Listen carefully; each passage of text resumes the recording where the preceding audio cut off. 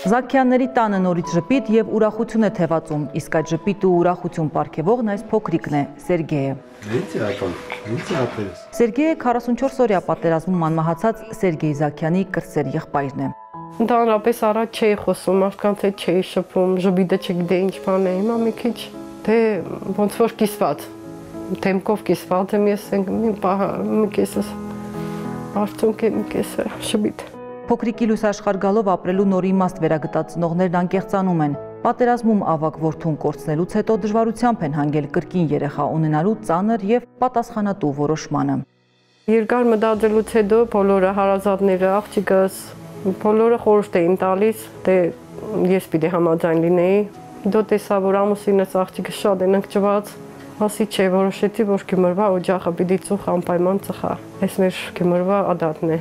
Զաքյանները եւս մեկ աղջիկ ունեն եւ 2 թոռնիկ, որից ավագը 4 տարեկան է։ Հենց 4-ամյա մանվելն է այդ դժվարին օրերին որդեկորույս ամուսիններին ստիպել առաջ շարժվել եւ չհուսահատվել, իսկ նորից մայրանալու միտքը ողջունել ու խրախուսել է դուստրը Կարինեն։ Ճիշտն ասած, ավելի շատ ես եմ ուղղորդել։ Ասել եմ, որ մի տան նորից հացմբի, այդ ժամանակ ես էլ էի բալիկ էի ունենալու, ասացին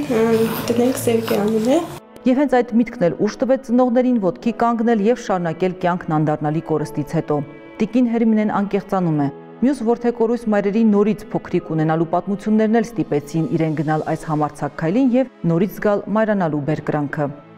Ես զգում էի, որ գրգում էի իրանց երեխաներին, ցանկալի էր, որ ես էլ ունենայի ու ցկտեցի մինչև վերջ։ Միջև վերջ պայքարելու եւ չհանձնվելու ճանապարհին տիկին Հերմինեն մշտապես զգում էր ավագ որդու աջակցությունը։ Երազից էլ եկավ, ասեց մա, ես կամ,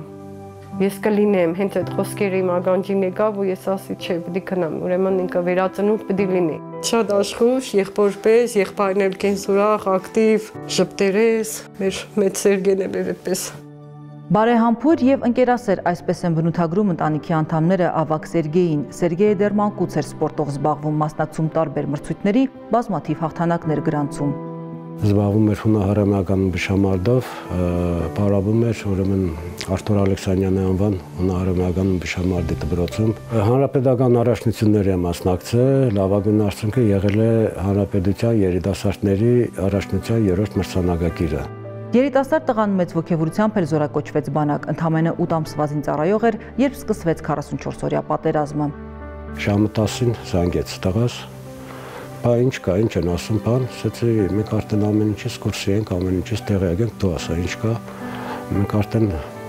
զորամասում չենք, զորամասից դուրս ենք եկել։ Եվ այդպես Սերգեյը 42 օր թեժ պայքար մղեց եւ նոյեմբերի 7-ին զոհվեց բեկորային վիրավորումի հետևանքով։ Սերգեյի զոհվելուց հետո Զաքյանների ընտանիքում երկար ժամանակ խորը կսկիծ ու դառնություն էր, մինչև լույս աշխարհ եկավ փոքրիկ Սերգեյը։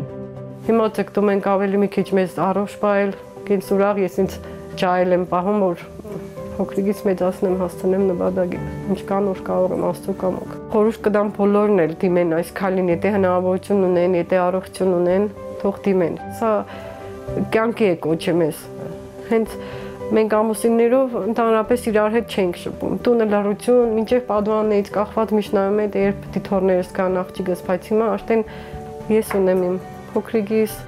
Իսկի պատիվ Սերգեյի եւ երիտասարդ մարտիկի հիշատակը վառ պահելու համար Գյումրիում արդեն 3-րդ տարին է կազմակերպվում է նրա անունը կրող հուշամրցաշար։ Ոչ միայն սպորտսմեն երիտասարդներին, այլ նաև փոքրիկ Սերգեյին նույն հայրենասիրական ոգով եւ արժեքները փոխանցելու գործում Զաքյանները ոչ մի ջանք չեն խնայելու։ Կդաստիարակեմ էլի նույն հայրենասիրությամբ, նույն ընկերասիրությունը, ամենալավ դրական կողմերով ցանկալի է որ դաստիարակեմ, որովհետեւ մեր Հայաստանը ամուր լինի։ Զարուհի Ռշտունի, Ռուբեն Մնացականյան, Զինուշ։